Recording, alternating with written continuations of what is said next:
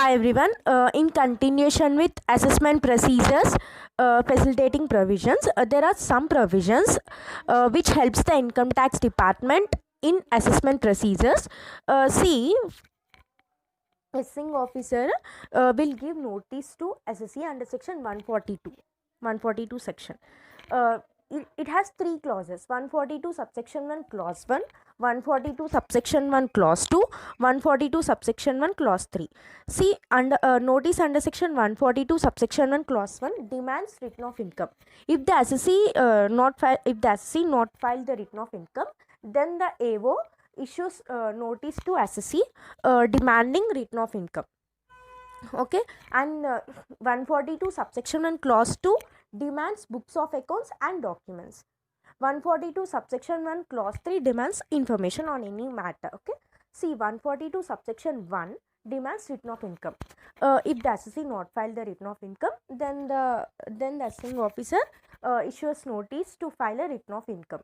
Okay, if in response to that notice assessee filed written of income. Okay, within which time assessee has to file the written of income? The time limit should is specified in the notice. Okay, you have to file the written of income within the time specified in the notice. And is this written can be revised? No. If you remember, under section 135, so if you remember, under section 139 subsection 5 revised return, return filed under section 139 subsection 1 and 139 subsection 4 can be revised. So the return filed in response to the notice under section 142 subsection 1 clause 1 cannot be revised. Okay, if the in response to that notice assessee filed the loss return, assessee declared a loss, then losses can be set off. Okay, but cannot be carry forward. Loss under PGBP not carry forward. See, if you remember the loss return under section 139 subsection 3, if the return filed after the due date loss return, then the losses are not carry forward under section 72, 73, 73A, 74, 74A. That is normal loss, speculative loss, specified loss, capital gain losses, and owing and maintaining racehorses loss. But income from loss from house property and unobserved depreciation can be carried forward even though the return is filed lately. So the same is applicable here also. Income loss from house property and unobserved depreciation can be carried forward. Can be carried forward even if the return filed in response to the notice under section 142 subsection 1 clause 1. Okay, next 142 subsection 1 clause 2. AO gives notice under section 142 subsection 1 clause 2 demanding books of accounts and documents. But department can demand books of accounts and documents only up to 3 years prior to the previous year. Previous year nunchi only 3 years mundu records varaku maatrame department can ask. Okay, behind not more than 3 years. Not more than 3 years prior to the previous year. 3 years kante ekku books of accounts they adagoddu. Department will not ask. 142 subsection 1 clause 3 information. Okay, AO can demand any information in related to assets and liabilities, even if the assets and liabilities are not recorded in the books of accounts. Accounts lo చూపియని assets liabilities details kuda department demand cheyochu, but with the prior approval of joint commissioner is required. To ask that the information, prior approval of joint commissioner is required. Okay, and the next 142 subsection 2A special audit. See, whereas if the accounts are, because of the complexity of accounts and volume of accounts, multiplicity of transactions, and in the interest of the revenue, AO can direct the special audit.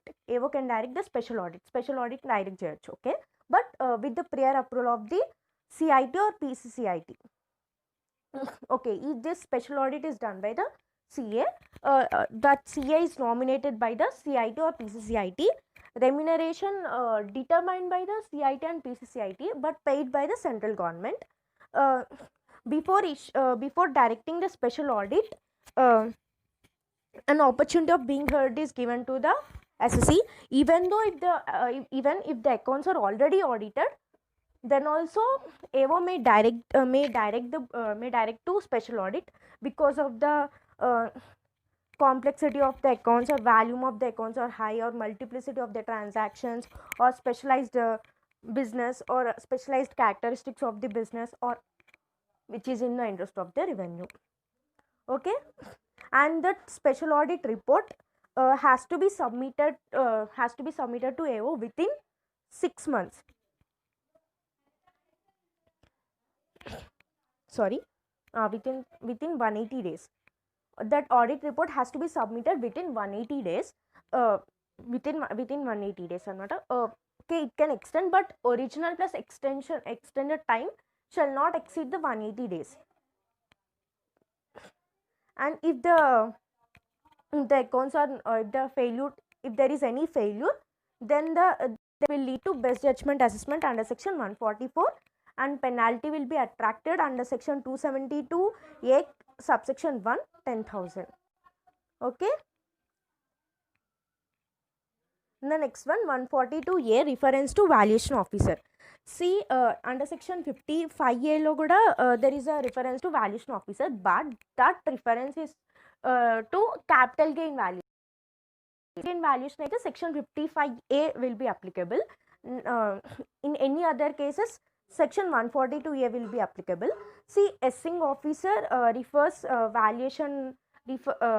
to valuation officer in regarding valuation of any asset, property or investment. Valuation officer will estimate the value after considering the evidences produced by the assessee or gathered by the valuation officer, and valuation officer will prepare a report, and that copy of report is sent to the AO within 6 months. Within 6 months from the end of the month in which a reference was made to valuation officer. Okay, reference valuation officer ki reference A month లో అయితే చేశారో ఆ month ending నుంచి 6 months లోపల you have valuation officer should send a report to AO, and AO considers such report after giving opportunity of being heard to the assessee. Okay, next, section 144, power of joint commissioner to issue directions. AO, joint commissioner is like boss of AO, assessing officer. So joint commissioner on his own motion or an application by the assessee or a reference made by the AO itself calls and examines the assessment proceedings. If on that examination, joint commissioner may direct AO, may give directions to AO before if the directions are against prejudicial to the assessee, that is against the assessee, an opportunity of being heard is given to the assessee. These directions are binding on AO, and no appeal can be filed on these directions, but appeal can be filed against the assessment order. Okay, appeal can be filed against the assessment order.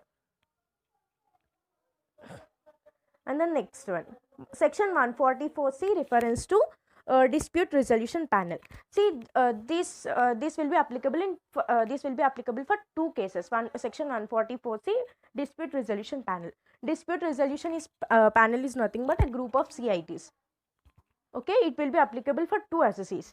First one is foreign company, and the next one is other assessee, in whose case variation in total income arises on account of order of transfer pricing, on account of order issued by the transfer pricing officer under section 92CA. See, transfer pricing officer issued an order. Because of that order, if there is any variation in the total income of the assessee, in such case this section will be applicable. See, AO initiated the assessment of these two assessees. AO pass the draft order. First, AO will pass the draft order and send it to assessee. Okay, within 30 days of the draft order, assessee either accept the order, okay, I am fine, assessee file its acceptance towards that order, or file objections. If there is any objections, assessee will file an objection.